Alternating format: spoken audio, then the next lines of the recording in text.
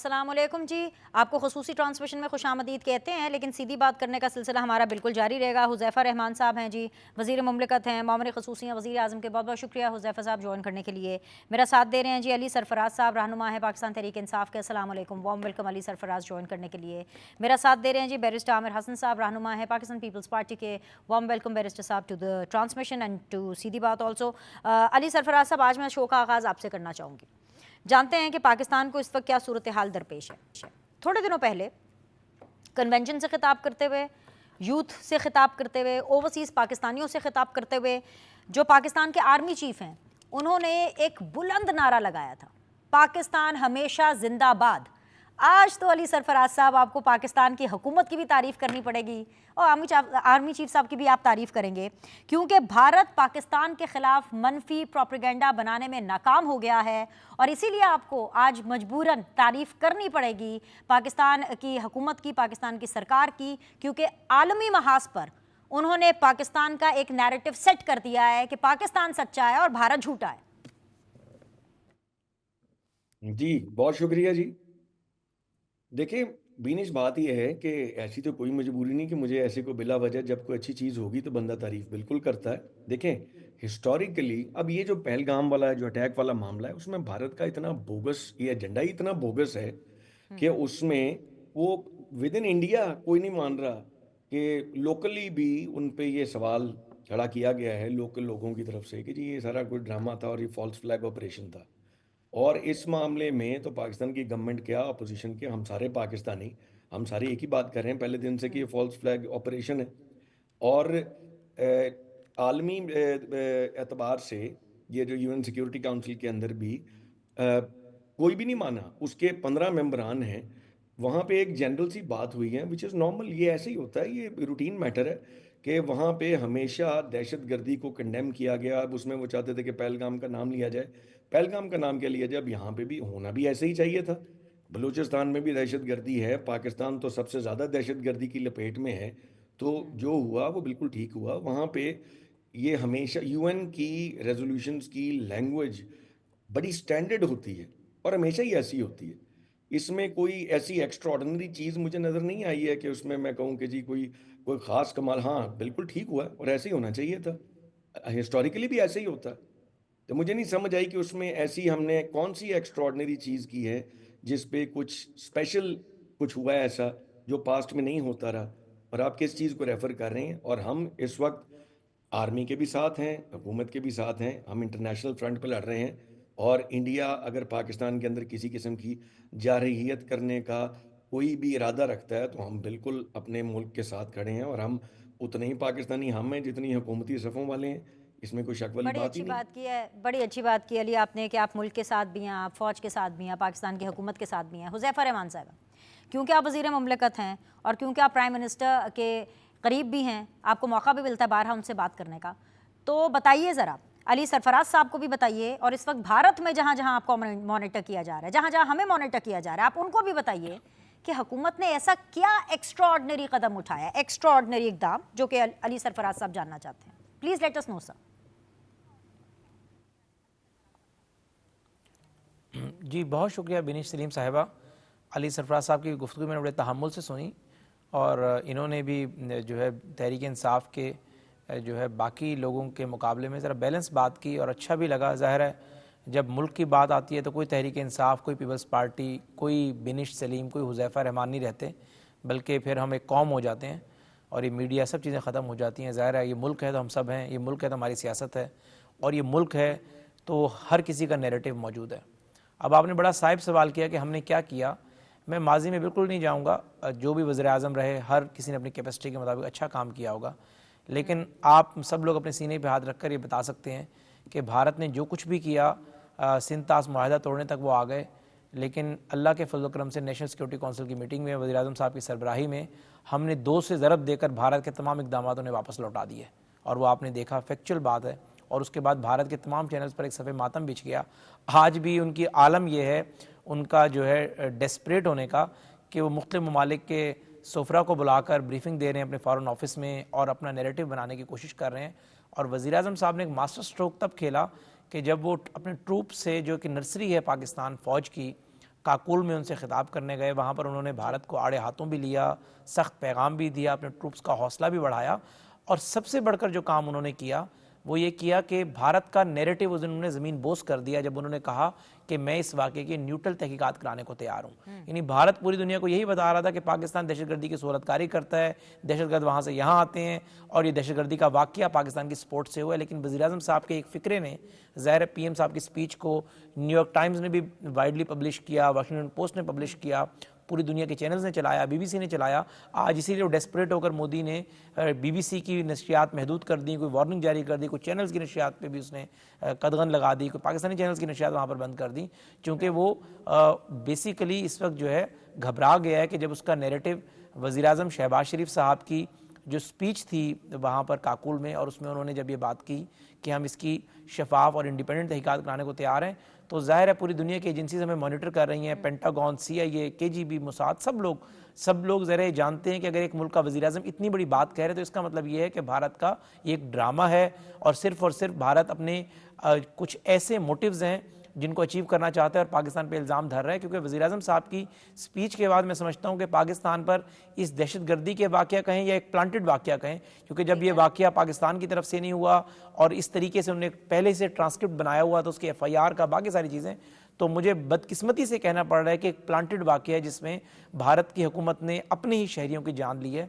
लेकिन वज़ीर-ए-आज़म साहब की सारी गुफ्तगू के बाद भारत के पास अब कहने को कुछ रहा नहीं है। जब आप किसी के ऊपर कोई इल्ज़ाम लगाते हैं और वो कहते हैं कि जी आप इसकी इंडिपेंडेंट तहकीकात करा लें, तो इसका मतलब ये है कि आप उस इल्ज़ाम को मुकम्मल तौर पर दफन कर रहे हैं। तो वज़ीर-ए-आज़म साहब ने जिस तरीके से पूरी कौम को साथ लिया नेशनल सिक्योरिटी काउंसिल की मीटिंग में, उसके बाद फिर अपने ट्रूप से जाकर बात की, मुसलसल अब आप नेशनल TV पर बैठी हुई हैं, तहरीक इंसाफ की नुमाइंदगी यहाँ पर मौजूद है, पीपल्स पार्टी की नुमाइंदगी यहाँ मौजूद है, मैराथन ट्रांसमिशंस चल रही हैं, बाकी वज़ीर इत्तलात और मैं भी इकट्ठे थे कोई आधा पौना घंटा पहले, वो मुसलसल जो आपने जो है वॉर रूम बनाया है, मॉनिटरिंग रूम, उसको मॉनिटर कर रहे थे। तो ये सारी चीज़ें एक कौम होने की अलामत हैं और हम एक कौम मुत्तहिद हैं।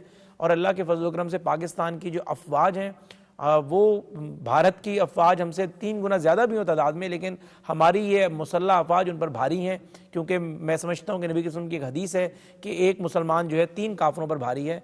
और जिस तरीके से हमारी फ़ौज के पास जज्बे मुतहरिका जो मौजूद है, जो कुरान पाक उन्हें देता है, जो कि जहाद उन्हें देता है, उसकी बदौलत, न्यूक्लियर स्टेट होने की बदौलत भारत ऐसे कई भारत जो है अफवाज पाकिस्तान जो है 1 मिनट में अपने जो है इसको जो है हजम कर सकती है। क्या समझ में आया? मैं बिल्कुल हुज़ैफा उनसे जानूंगी, लेकिन सबसे पहले मैं पीपल्स पार्टी को ऐड कर लूँ। Got your point sir, I got your point. Barrister साहब, पाकिस्तान की सिफारती कामयाबी को आप मानते हैं और आप शहबाज सरकार की सिफारती कामयाबी को मानते हैं, क्योंकि भारत अक़वाम मुत्तहिदा की सलामती काउंसिल में अपनी मनपसंद करारदाद मंजूर करवाने में नाकाम रहा है। इस टाइम पर अगेन, जैसे मैं अपने पिछले सेगमेंट में भी बात करी थी जब मैंने गुफ्तगू की कि जो अमेरिका है उसने एक इंडिपेंडेंट न्यूट्रल रोल अपना अदा किया और बोला कि जी पाकिस्तान और इंडिया अपने मामला जो है वो खुद खुश उसलूबी से हल करें। सऊदी अरेबिया, ईरान सालसी का किरदार अदा करने की पेशकश भी कर रहा है और भरपूर कोशिश भी कर रहा है कि ठीक है जी, अगर हमारी इंटरवेंशन से पाकिस्तान इंडिया का मामला हल होता है तो वेरी गुड। चाइना पाकिस्तान को सपोर्ट कर रहा है कि भाई जो भी होगा, ये जो आपकी ये जो वाटर वॉर है इसके ऊपर वो पाकिस्तान का साथ देगा।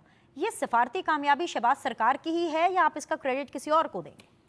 बहुत शुक्रिया जी। बिल्कुल जी, जो गवर्नमेंट मौजूद है उसकी कामयाबी है और ये ज़रूरी है कि ये गवर्नमेंट और रियासत कामयाब हों और पूरी पाकिस्तानी कौम उसके साथ खड़ी हो। प्राइम मिनिस्टर शहबाज शरीफ हों, प्रेसिडेंट ऑफ पाकिस्तान आसिफ अली जरदारी साहब हों, पार्लियामेंट हो, हमारे वज़ीर ख़ारजा हो, सब उनके साथ खड़े हैं। आप देख रही होंगी कि जब से ये सूरत हाल हुई है, चेयरमैन बिलावल भुट्टो वो लीडर हैं जिन्होंने सबसे ज़्यादा इंटरनेशनल मीडिया के इंटरव्यूज़ भी दिए हैं और जो फॉरेन मिनिस्टर भी रहे हैं पाकिस्तान के साबिक, उन्होंने इस इशू को बड़ा जुर्रतमंदी के साथ उठाया है।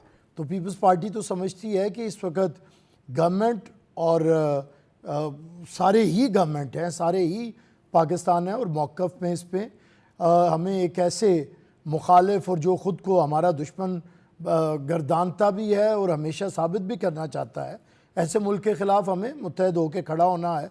इस मौके पे बिनिश में बताना चाहूँगा कि जिस सूरत हाल का हमें इस वक्त सामना है, इसका बड़ी होशमंदी के साथ और इत्तेहाद के साथ हमें इकट्ठे होकर सामना करना पड़ेगा। जब से पाकिस्तान मार्ज़ वजूद में आया है, इंडिया को ये चीज़ हजम नहीं हो रही है और इसे वो बंटवारा कहते हैं। इसके ऊपर पहले इन्होंने पाकिस्तान को ख़त्म करने की कोशिश की, फंड्स रोक के, फिर इन्हीं के जो बानी थे गांधी जी, उन्होंने भूख हड़ताल की और पाकिस्तान के फंड्स रिलीज़ करने की बात की, जिस पे जिस जमात के शख्स ने, इंतहा पसंद ने उन्हें कत्ल किया था, आज उसी जमात का नुमाइंदा वज़ीर आज़म है। और ये ऐसा शख्स है नरेंद्र मोदी कि जिसके बारे में कभी ये अमेरिका के कागज़ों में भी दहशतगर्द था। और जो कुछ हो रहा है, जो कुछ किया जा रहा है कि पाकिस्तान को तोड़ा गया, फॉल ऑफ ढाका हुई, उसकी तस्वीरें ये शख्स पेंटिंग्स ले रहा है।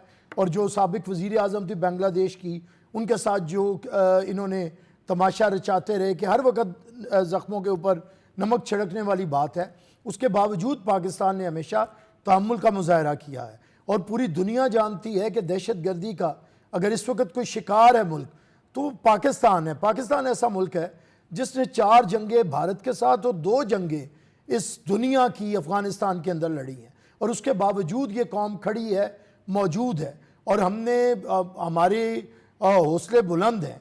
और सबसे ज़्यादा दहशत गर्दी का इन्हीं जंगों की वजह से पाकिस्तान शिकार हुआ है। हम लोग 90,000 के करीब हमारे लोग शहीद हुए हैं। हमारे मुसल्लह अफवाज के, लॉ इन्फोर्समेंट एजेंसीज़ के लोगों ने शहादतें ली हैं। आपके मुंबई में छोटा सा वाक़या हो जाए या पहलगाम में हो जाए और आपकी 7 लाख फ़ौज वहाँ पे मौजूद हो, और अगर कोई दहशत गर्दी का वाक़या होता है तो आप उसे इन्वेस्टिगेट करने की बजाय उस मुल्क के ऊपर इल्ज़ाम दे रहे हैं, जहाँ पे अभी चंद दिन पहले जाफर एक्सप्रेस पे क्या हालात हुए, क्या दुनिया ने नहीं देखा? हमारे शुमाली इलाकों के अंदर क्या हो रहा है, हमारे बलूचिस्तान के अंदर दुश्मन किस तरह क्या कुछ नहीं करना चाह रहा, तालिबान के पीछे कौन सपोर्ट करता रहा है, ये जो ख्वारिज का फितना है इसे कौन सपोर्ट करता रहा है। तो ये सारी दुनिया जानती है कि पाकिस्तान के चलिए, अंदर सफारती महाज के ऊपर तो आपने कामयाबी मान ली। एक तल्ख सवाल है, लेकिन ये आज के दिन ये सवाल भी होने चाहिए, क्या पाकिस्तानी सियासतदान, क्या पाकिस्तान की political parties across the board, क्या हम सब आज के दिन सेम पेज पर हैं when it comes to Pakistan versus India? Sir honestly दिल पे हाथ रख के इसका जवाब देना। देखिए, जो पॉलिटिकल पार्टीज हैं वो तो हैं, जिस तरफ आपका इशारा है या करना चाह रही हैं, एक है स्टेटमेंट्स, एक है देखिए अगर जंग मुसल्लत हम पे की जाती है तो जंग तो मुसल्लह अफवाज ने लड़नी है। बिल्कुल। और अगर कोई जमात, गिरोह या कोई ऐसे गुमराह लोग जो उसी फौज के खिलाफ प्रोपेगेंडा करेंगे तो फिर वो मोदी की ज़बान अगर बोलेंगे, अगर वो उनके दिल में मोहब्बत पैदा होगी मुजीबुर रहमान की और वो वीडियो अपलोड करते रहेंगे उनकी, और वो फौज के खिलाफ प्रोपेगेंडा करते रहेंगे, तो ये काबिल मुजम्मत भी है, काबिल शर्म भी है और सोचने की बात है। लेकिन पीपल्स पार्टी समझती है कि पार्लियामेंट में तमाम सियासी जमातों को इस मौजू के ऊपर इकट्ठा होना चाहिए। ये मौके नहीं होते कि देखी जाए किसकी हुकूमत है और क्यों हुकूमत है। मैं फिर एक मिसाल देता हूँ कि जब अफगानिस्तान में 88 पे बड़े बुरे हालात थे, 89 में तो मोहतरमा इधर थी, वापस आई, और उस वक्त 87 में, और मोहतरमा इधर थी और जनरल ज़िया की हुकूमत थी और मोहम्मद खान जो ने जो वज़ीर आज़म थे गैर जमाती इलेक्शन के। लेकिन मोहतरमा उस गोलमेज कॉन्फ्रेंस में गई और उन्होंने उस मौक़िफ़ की हिमायत की। तो उस वक्त आपके ज़ाती मुफादात नहीं होते, भले वो मार्शल्लाह मुल्क में नाफिज होता या वो हुक्मरान होता जिसने हमारे पार्टी चेयरमैन को बड़ी अच्छी मिसाल दी थी। आपने, बड़ी अच्छी मिसाल दी। अली सरफराज साहब, मैं इसी मिसाल को आगे लेकर के आपकी तरफ आना चाहूँगी। सेनेटो पार्लिमानो, आज सेनेटर इरफान सिद्दीकी साहब को खड़े होकर के ये बोलना पड़ा कि फाइन, आप एक तरफ आप ही लोगों की पार्टी के हवाले से, पीटीआई के हवाले से, कि एक तरफ तो आप कह रहे हैं कि जी हम पाकिस्तान के साथ हैं, हम पाकिस्तान की फ़ौज के साथ हैं, दूसरी तरफ आप पार्लियामान में, सेनेट में एक ऐसा माहौल बना देते हैं कि नहीं नहीं नहीं नहीं जी, पहले ये इलेक्शन रिगिंग, फॉर्म 47 साथ साथ। कोई टाइमिंग ही देख लें, कम से कम 1-2 दिन तो इस बात को छोड़ दें सर। अभी सर ये पाकिस्तान इंडिया चल रहा है, पाकिस्तान वर्सेस इंडिया चल रहा है, और इसी के अंदर आपने भी इस वक्त अपनी साइड सेलेक्ट करनी है। जो इंटरनल मामला आता है वो आप बाद में भी देख सकते हैं। बीनिश, इस तरह आप मुझे लीड नहीं कर सकती जिस तरह आप लीड करने की कोशिश कर रही हैं। वैसे I will respond to your question. देखिए, पहली तो बात यह है कि ये फजूल तरीन गुफ्तगू है जो उन्होंने की। मैं उसको फजूल गुफ्तगू ही कहूँगा कि इंडिया पाकिस्तान चल रहा है, इंडिया पाकिस्तान चल रहा है, ठीक है, फाइन। उस पर जो हमने अपना मौक़िफ़ देना था वो दे दिया। हम अपने मुल्क के साथ हैं, हम अपनी फ़ौज के साथ हैं as far as it is India and Pakistan. लेकिन उसका मतलब ये नहीं कि पाकिस्तान के अंदर जो हमारे इंटरनल इश्यूज़ हैं वो ख़त्म हो गए। मुझे तो इस बात का जवाब चाहिए कि ख्वाजा आसिफ साहब ने जो स्टेटमेंट दी उस पे हुकूमती तर्जुमान यहाँ जो बैठे हैं पॉइंट उनका इज क्या well taken. I also have to go to break Ali Sarfaraz साहब, और इसका जवाब मैं आपको डेफिनेटली हुजैफा रहमान से ले भी दूंगी और इसका जवाब देना भी हुजैफा रहमान साहब का ही बनता है. लेकिन एक चीज, just to remind you and just to keep the fact straight sir, आपके जो लीडर है खान साहब, उनकी तो 22 साल जद्दोजहद यही रही थी कि जी हमारी फौज क्या करती रही है, हम अमेरिका की जंग जो है वो अपने सर के ऊपर मुसलत करके लड़ते रहे हैं. So this is just a reminder जो कि मैं यहाँ पे एक टिंग करके अलार्म बजाना चाहती थी. बाकी जवाब आपको इसका हुजैफा देंगे. एक छोटा सा ब्रेक के बाद वापस आएंगे. सीधी बात स्पेशल के अंदर हम स्पेशल गुफ्तगू करने के सिलसिले को जारी रखेंगे.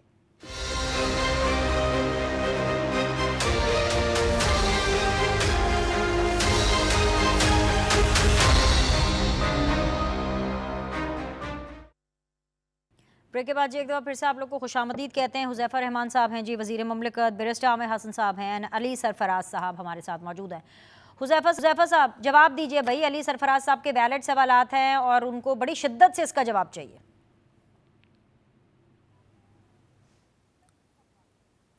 जी बहुत शुक्रिया जी. मैं तो भरपूर कोशिश कर रहा था कि पीपल्स पार्टी की तरफ से भी जो बात हुई, आप इवन की जिस तरीके से प्रोग्राम कंडक्ट कर रही हैं, मैं तो आपको मुबारकबाद देना चाह रहा था अली सरफराज साहब की आखिरी गुफ्तगू से पहले कि बहुत सारे चैनल्स पर हम जा रहे हैं लेकिन जिस बैलेंस अंदाज में जो मौजूदा सूरत हाल का तकाजा है उसके मुताबिक आप प्रोग्राम कंडक्ट कर रही हैं. तो आप मुझे जानती हैं, आई हैव द करेज, आप में कोई ऐसी चीज़ हो तो मैं आप पे तनकीद भी कर सकता हूँ, लेकिन मैं तो आपको मुबारकबाद देना चाहता. लेकिन चूँकि अली सरफराज साहब ने अब चूँकि तल्ख बातें कर दी हैं तो मैं बसद एहतराम जो है उनका सिर्फ जवाब देना चाहूँगा. पहली बात तो ये कि बिल्कुल वज़ीर आज़म ने भी कुछ नहीं किया, वज़ीर आज़म साहब ने भी कुछ नहीं किया. नेशनल सिक्योरिटी काउंसिल की मीटिंग का जो एजेंडा और मीटिंग मिनट्स हैं वो भी तहरीक इंसाफ ने जारी कराए, और ना जो है ज़ाहिर है हम जो है जुम्मे वाले दिन आधा घंटा बाहर खड़े कर सकते हैं पूरी कौम को, ना हम खामोशी अख्तियार कर सकते हैं. कश्मीर हाथ से चला जाता है, ना हम उस पर कोई इंटरनेशनल लॉबी करते हैं, ना उस पर कोई नैरेटिव बयान करते हैं, ना कोई बात करते हैं. ना मैं ये इल्ज़ाम लगाऊंगा कि आप जो है अमेरिका में बैठकर वाइट हाउस में सौदा कर आए थे कश्मीर का. ना मैं ये बात कहूँगा कि आप प्रेशर बर्दाश्त नहीं कर सके और फौरी आपने जो है कहा कि जी मैं पार्लियामेंट में इस मामले को लेकर आऊँ और पायलट वापस कर दें. ना मैं ये बात कहूँगा कि आप जो है किसी जो है उनके दहशतगर्द नुमा इंटेलिजेंस के अफसर को गिरफ़्तार करते हैं. ना मैं ये बात कहूँगा कि आप जो है जितना अरसा भी वज़ीर आज़म रहे आपकी ख्वाहिश रही कि नरेंद्र मोदी मुझे कॉल तो कर लें, मुझे ख़त तो लिख दें. मैं कोई बातें नहीं करूँगा, ये सारी मैं आवाम पर छोड़ता हूँ, आप पर छोड़ता हूँ. और उसी तरीके से जिस तरह मेरे वज़ीर आज़म ने भारत के तमाम इक़दामात 2 से ज़रब देकर वापस उन्हें लौटा दिए, मैं अपनी ये सारी गुफ्तगू 2 से ज़रब दे के अपने भाई अली सरफराज को लौटा रहा हूँ. ठीक है जी अली सरफराज साहब जी बोलिए, इनका माइक खोलिए. जी बोलिए, मैं इससे पहले पीपल्स पार्टी की तरफ जाऊँ. हुजैफा साहब ने जवाब नहीं दिया, बड़ी खूबसूरती से निकले. मेरे सवाल का हुजैफा साहब जवाब नहीं, मुझे दे बता सके. दें कैटेगोरिकली कोई लाइनें मैं भी जवाब दे देता हूँ. आप मुझे बता दें कैटेगोरिकली प्लीज़. आप मुझे बताएं, मैं भी जवाब देता हूँ उसका प्लीज़. शायद मैं मिस कर गया कोई बात. जी प्लीज़ मुझे बताएं कैटेगोरिकली, मैं जवाब देता बारे में आपको पूछा था, आप तो नाराज हो गए. मैंने आपको पूछा था ख्वाजा आसिफ साहब की स्टेटमेंट जो थी वो बड़ी रिस्पॉन्सिबल थी और उस पर मैं बीनेश को भी कहना चाहूंगा. ख्वाजा आसिफ साहब तो बहुत गुफ्तगू करते हैं माशाल्लाह, जानिदा सियासतदान है. किस स्टेटमेंट पे आपको एतराज है ताकि मैं उस पे रिस्पॉन्ड करूं? हम लोग कहते थे कि हम पराई जंगों में नहीं जाना चाहते जिसमें हमारे मुल्क का नुकसान हो. वो एक अलग बात थी जो खान साहब करते थे, और ये एक अलग स्टेटमेंट है जिसके अंदर जिसको सारा मीडिया ऐसे ही पेश कर रहा है कि जी Pakistan has been sponsoring terrorism. अगर इसमें कोई गलत फहमी है तो उसको दूर करें. ये फ़र्क चीज़ है. जिस तरीके से उसको मीडिया पे पेश किया जा रहा है इंटरनेशनली, उसमें अगर कोई सफाई देना चाहते हैं तो आपको देनी चाहिए. ये बड़ी गलत किस्म की स्टेटमेंट चल रही है इस वक्त मीडिया के ऊपर. आखिरी मौका आपके पास, सफाई देना चाहते हैं बकौल सरफराज साहब के? नहीं, मुझे क्या गलत स्टेटमेंट, जरा मुझे बात उनकी अली सरफराज साहब की आवाज जरा कम सुनाई दी है. ख्वाजा आसिफ साहब की किस स्टेटमेंट पे उन्हें इत्तेफाक नहीं है ताकि मैं उसका जवाब दूं? आपने सुनी नहीं? जी प्लीज. आपने वो स्टेटमेंट सुनी है? बीनेश आपने सुनी होगी, आप जरा इनको बता दें क्या स्टेटमेंट है. आप वो ये कह रहे हैं कि जिस स्काई न्यूज़ को ख्वाजा आसिफ साहब ने एक इंटरव्यू दिया है जिसमें उन्होंने कहा है कि हम अमेरिका के लिए डर्टी वर्क करते रहे हैं, वो इस स्टेटमेंट को रेफर कर रहे हैं. हुजैफा देखें जी, ख्वाजा आसिफ साहब ने, मुझे नहीं पता चूँकि मैं आपकी बात पे एतमाद करके, अगर ख्वाजा साहब ने ये बात कही है तो ख्वाजा साहब का ये ज़ाती नुक्ते नज़र ज़रूर हो सकता है, ना ये हुकूमत का मौक़िफ़ है, ना ये वज़ीर-ए-आज़म साहब का मौक़िफ़ है। ख्वाजा साहब ज़ाहिर है इंसान अपनी ज़ाती कैपेसिटी में भी बात कर जाता है, और ख्वाजा साहब ने अगर ये बात जो आप बता रही हैं ऐसे ही की है, और इसमें कोई इफ़ एंड बट नहीं है, वो वाली बात नहीं है कि नमाज ना पढ़ो, कुरान पाक में लिखा हुआ है। आगे उन्होंने कहा कि अगर नशे की हालत में हो, ये भी कुरान पाक में लिखा हुआ है। अगर ख्वाजा साहब ने सिर्फ इतनी बात कही है तो मेरे ख्याल से ख्वाजा साहब का ज़ाती मौक़िफ़ होगा, और ख्वाजा साहब बेहतर कैपेसिटी में इसका जवाब दे सकते हैं। वॉर अगेंस्ट टेररिज्म में हमारी बड़ा कंट्रीब्यूशन है, वॉर अगेंस्ट टेररिज्म में हम ठीक है, वॉर अगेंस्ट टेररिज्म में हम अमेरिका के इत्तेहादी रहे, हमारा एक बड़ा कंट्रीब्यूशन है, और हम उनके अलाई हैं, और we have no regret at all कि हम उनके अलाई क्यों बने। हमने हमेशा दहशतगर्दी को कंडेम की है, और पाकिस्तान इस खित्ते में अगर अमेरिका का इत्तेहादी रहा तो दहशतगर्दी के खात्मे के लिए रहा, और ज़ाहिर है दोनों नेशंस के अपने अपने मफादात होते हैं। बाकी अगर हमने जो कुछ भी किया है वॉर अगेंस्ट टेररिज्म के लिए, पाकिस्तान के तमाम इदारों ने, पाकिस्तान की हुकूमतों ने ये फैसला किया, और फिर हम उसका हिस्सा बने, और ज़ाहिर है हमने उसके लिए कुर्बानियाँ भी दी हैं। तो अगर वॉर अगेंस्ट टेररिज्म को हम थोड़ा सा भी उससे पीछे हटेंगे तो हमारे अपने बेशुमार शोधा हैं मुसल्लह अफवाज के, पाकिस्तान के शहरी, क्योंकि आपको याद होगा बिनिश 2008-9 में खबर ये नहीं होती थी कि आज खुद कुछ धमाका हो गया, खबर ये होती थी कि आज खुद कुछ धमाका नहीं हुआ। तो ज़ाहिर हमारा बड़ा इसमें कंट्रीब्यूशन है। ख्वाजा साहब का जो मौक़िफ़ आपने मुझे अगर बताया तो मेरे ख्याल से उनका ज़ाती मौक़िफ़ होगा, और वो बेहतर। If you want to leave the discussion you are free to leave, लेकिन एक खबर है आपके लिए भी शायद ज़रूरी होगी, अली सरफराज साहब के लिए तो बहुत ही ज़्यादा ज़रूरी है, और वो खबर ये है कि जी ख्वाजा आसिफ साहब का जो इंस्टाग्राम अकाउंट है ना, वो इंडिया की दरख्वास्त पर ब्लॉक हो गया है। And now I hand over the mic to Pakistan peoples party. ये ख्वाजा आसिफ साहब के बयान पे भी बोल देंगे, अली सरफराज साहब आपको भी जवाब दे देंगे, और ज़रा ये सिचुएशन भी बता देंगे कि where is Pakistan standing when it comes to the international community. जी बैरिस्टर साहब। जी देखिए, मेरे ख्याल से इस वक्त ये पॉइंट स्कोरिंग के मौका नहीं है। कौन कर रहा है पॉइंट स्कोरिंग बैरिस्टर साहब? कोई भी अगर कर रहे हैं, हम आपस में अगर कर रहे हैं, हमारे पैनल में से कोई कर रहा है? कोई भी कर रहा अच्छा। हो, अगर कोई भी मैं भी करूंगा तो ये भी ठीक नहीं होगी। ठीक है, मेरे ख्याल से ये इशू नहीं है इस वक्त करना। डिफेंस मिनिस्टर ने अभी कोई बात की है या नहीं की है, अगर इसका फ़ायदा हिंदुस्तान को मिलता है तो उसका जवाब सिर्फ हुज़ैफा साहब ने नहीं देना या गवर्नमेंट ने नहीं देना, हमें भी देना पड़ेगा। बिल्कुल। जब कोई हमला आवर होगा तो वो चुन चुन के नहीं देखेगा कि ये पीपल्स पार्टी का कौन है, या मुस्लिम लीग नून का कौन है, या फ़लाँ जमात का कौन है। ये चीज़ें हमें होशबंदी से इन चीज़ों को देखना पड़ेगा। और मैं समझता हूँ कि ये मुशावरत हमारे PTI के जो भी दोस्त हैं, इनके पास पार्लियामेंट की कमिटीज़ हैं, डिफेंस कमेटी है, फिर इनके पास एक हुकूमत है, फिर इनके पास कि अब ये फिर काउंसिल ऑफ कॉमन इंटरेस्ट का इजलास आ रहा है चंद दिन के बाद, फिर उसके बाद इनके पास पार्लियामेंट में एक भरपूर अक्सरियत है जिसमें ये हमेशा उद्यम मचाते हैं। उधर कोई होशबंदी की बात करें, वहाँ पे पाकिस्तान के लिए जो होना चाहिए, हमारी इस वक्त नेशनल डिफेंस की पॉलिसी होनी चाहिए, उस पर ये बहस का आगाज़ करें, तजावीज़ दें। मैं ये समझता हूँ कि जब मुश्किल वक्त हो तो उस वक्त ये नहीं देखते हैं कि ये इससे कोई गलती हो तो मैं उस पर क्रिटिसाइज़ करूँ, उसकी गलती सबको ले डूबेगी।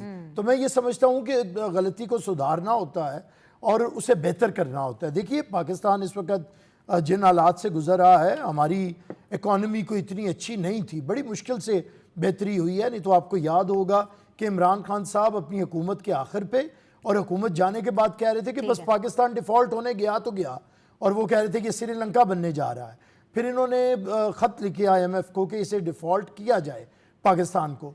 फिर जो कुछ इन्होंने अमेरिका के अंदर लॉबिंग की, वो सूरत हाल तो पाकिस्तान कोई अच्छी सूरत हाल में नहीं था। चलिए उस वक्त तो आप कहते हैं ना, हम इसके ऊपर जो है वो शोज करते हैं, हम फैक्ट्स देते हैं। अभी आप अली सरफराज साहब से पूछ लें। अली सरफराज आपको इस शो में, इस ट्रांसमिशन में साबित कर देंगे कि भाई जितनी दूध और शहद की नहरें इनके दौर में बह रही थी वो किसी दौर में नहीं बह रही थी। तो सर, अगर आप ऑपोजिशन को ही नहीं कन्विंस कर पाए, आप नहीं कर पाए, हुकूमत के साथ मिल करके आप लोग नहीं कर पाए, तो सर वो तो एक फिर एक अलग नैरेटिव, एक नेगेटिव नैरेटिव है, वो तो जाएगा ही जाएगा सबके सामने। ऑपोजिशन और गवर्नमेंट, आ रही हूं अली, आ रही हूं। ऑपोजिशन और government, Ali, I'll give you time. Just give me a minute. Government के जो ताल्लुकात होते हैं उसमें हॉस्टिलिटी होती है, रही Right. मैंने आपको फिर अभी एग्जांपल जो बीबी की दी थी कि जनरल ज़िया ने भुट्टो साहब को फांसी लगवाया था, लेकिन जब पाकिस्तान का मुफाद आया, पाकिस्तान का मसला आया, बीबी उसी वज़ीर आज़म मोहम्मद खान जुनेजो की गोलमेज कॉन्फ्रेंस में गई।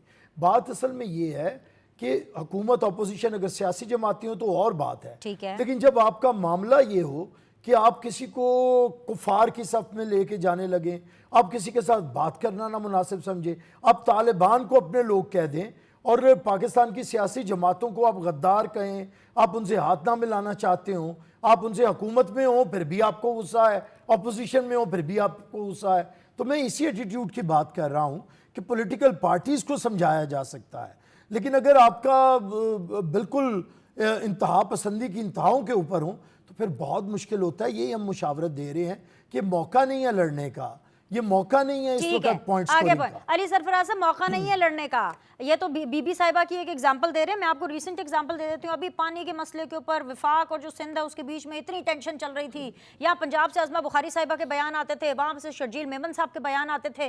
तो ये जैसे ही इंडिया पाकिस्तान की टेंशन शुरू हुई है, Bilawal and Asif Ali Zardari and of course basically Bilawal and Shahbaz Sharif साहब, they sat together, they had an agreement कि ठीक है जी, हमने इस तरीके से अपने अंदरूनी मामलात को लेकर के चलना है। तो I think so it's high time that PTI should learn from this, no? बिल्कुल, चले मैं आपकी बात का जवाब देता हूँ। पहली तो बात है कि जी ख्वाजा आसिफ साहब ने जो बयान दिया, ये कहते हैं जी आपकी पार्लिमान की कमेटियों में आप बात करें, उन्होंने अमेरिका के टीवी चैनल पे बयान दिया है, वो भी कमेटी में दे लेते कहीं पे। आपका वजीर दिफा अमेरिका के चैनल को ऑन एयर बयान दे रहा है और उस पर अगर बात करनी है तो वो जाके कमेटी में करनी है। मुझे इस बात की समझ नहीं आती। बाकी रहेगी पीटीआई की बात, पीटीआई ने ये कर दिया वो कर दिया। आज जावेद चौधरी साहब ने बड़ी मेहरबानी फरमाई है, उन्होंने कहा कि जनाब जो कुछ पीटीआई के बारे में कहा जाता रहा कि ये मुहब्बे वतन नहीं है, मुझे माफ़ी मांगनी चाहिए, और उनका मेरा व्यू है कि मुझे उनको अप्रिशिएट करना चाहिए, वो तो बड़े मुहब्बे वतन निकले। चले शुक्र है, अब ये भी इस बात की भी अप्रूवल आनी शुरू हो चुकी हैं। और जहाँ तक है दूध और नहरों की बातें, दूध और शहद की नहरें, देखें बात सुने, जिस तरीके से पीटीआई की गवर्नमेंट को उड़ाया गया था और हटाया गया था, उसके बाद एक ही चीज़ होती है कि आपकी पब्लिक में इस चीज़ को गेज करने का इसके अलावा कोई और तरीका ही नहीं है कि आपका पब्लिक मैंडेट किस तरफ को जा रहा है। आपकी ये जो सौदा हम टीवी पे बैठ के बेचते हैं, पीपल्स पार्टी वाले भी, नून लीग वाले भी, उसकी पब्लिक में कितनी पजीराई है, कितना लोग उस बात को दुरुस्त समझते हैं, कितना इनके दौर की तरक्की को लोग अप्रिशिएट करते हैं, ये सब कुछ आपको पता तो पब्लिक ओपिनियन से ही लगता है ना।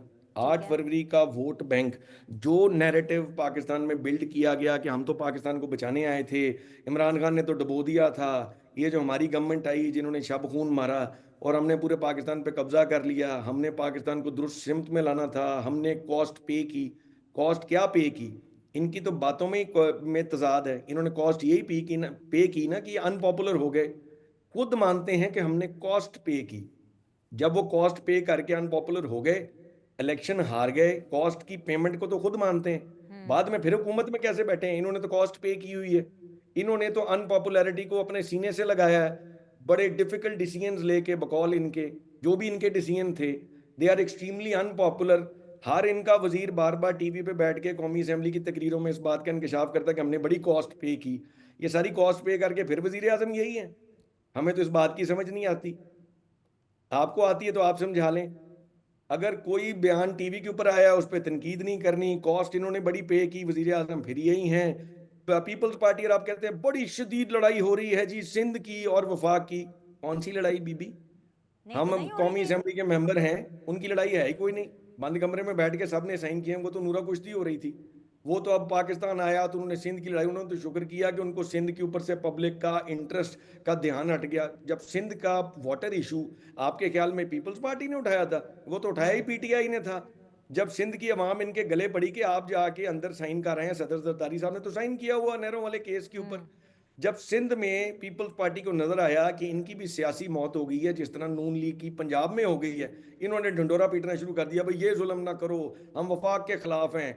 वजीर आपकी वफाक में कोलिशन गवर्नमेंट है, you are party in the government, सदर पाकिस्तान आप हैं, सिग्नेचर आपका हुआ है, वहां पे आप शोर मचा रहे हैं। प्रेसिडेंशियल एड्रेस की में सदर साहब सिग्नेचर पहले करके बाद में presidential address in the national assembly कर रहे हैं और उसके अंदर हुकूमत के खिलाफ एहतजाज कर रहे हैं। खुद ही साइन किया, खुद ही एहतजाज किया।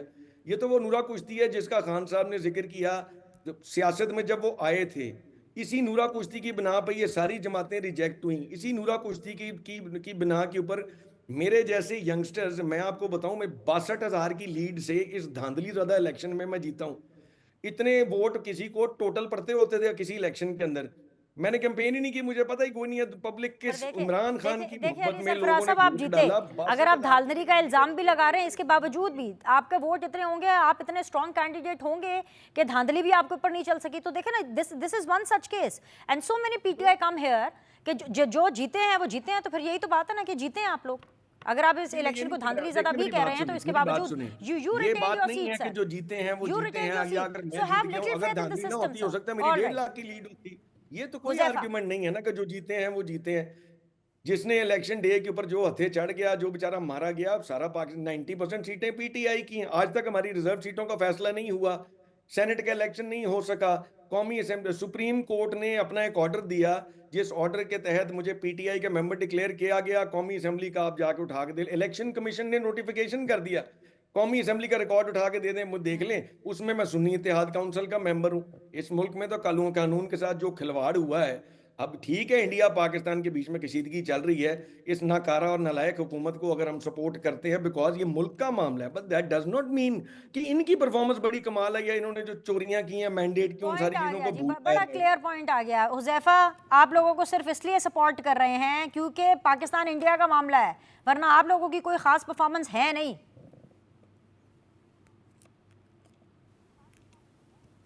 देखें जी बिनीश साहिबा, अगर आप मुझे कहेंगी कि मैंने परफॉर्मेंस पे बात करनी है तो मैं पहले भी अपने जितने भी तहरीक इंसाफ के भाई हैं उनकी तसल्ली और तशफ़ी आपके प्रोग्राम के तवज्जो से करवाता रहा हूँ परफॉर्मेंस के हवाले से, और वो जो भी मैं बोलता हूँ हमेशा मेरी कोशिश होती है कि मैं व्यूअर पे छोड़ दूँ। लेकिन मुझे बड़ा अफसोस हो रहा है कि गुज़िश्ता 4 मिनट से 5 मिनट से जो आपकी इतनी अहम ट्रांसमिशन ही चल रही है उसका पूरा रुख ही तब्दील कर दिया गया। और ज़ाहिर है एक स्टेट चैनल पे हम बैठे हुए हैं, कोई और पाकिस्तान का चैनल भारत में मॉनिटर हो रहा ना हो रहा हो, ये चैनल लाजमी भारत के तमाम बड़े न्यूज़ चैनल्स के न्यूज़ रूम के अंदर मॉनिटर भी हो रहा होगा, देखा भी जा रहा होगा। तो हम यहाँ पर बैठ गए ये एक दूसरे को बताने के लिए कि मैं 62,000 से जीता हूँ, कहते हैं मैं 62,000 से हारा हूँ। पीपल्स पार्टी के भाई इतनी प्यारी गुफ्तगू कर रहे थे, हमारा उनसे बिल्कुल इख्तलाफ है।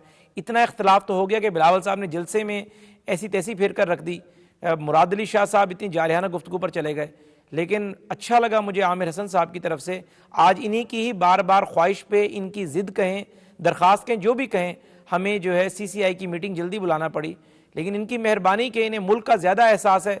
इन्होंने बिल्कुल ठीक बातें की कि ये वो मुल्क है जिसमें जुल्फ़िकार अली भुट्टो की असैसिनेशन हुई, ये वो मुल्क है जिसमें 2 दफ़ा बेनज़ीर भुट्टो की हुकूमत ख़त्म हुई, ये वो मुल्क है जिसमें 2 दफ़ा मियाँ नवाज शरीफ की हुकूमत ख़त्म हुई, ये वो मुल्क है जिसमें नवाज शरीफ को हथकड़ियाँ लगाकर हेलीकॉप्टर के अंदर बिठाया गया, ये वो मुल्क है जिसके अंदर बेनज़ीर भुट्टो की असैसिनेशन हुई, ये वो मुल्क है जिसके अंदर नवाज शरीफ को पनामा का केस था, अकामा पे निकाल दिया।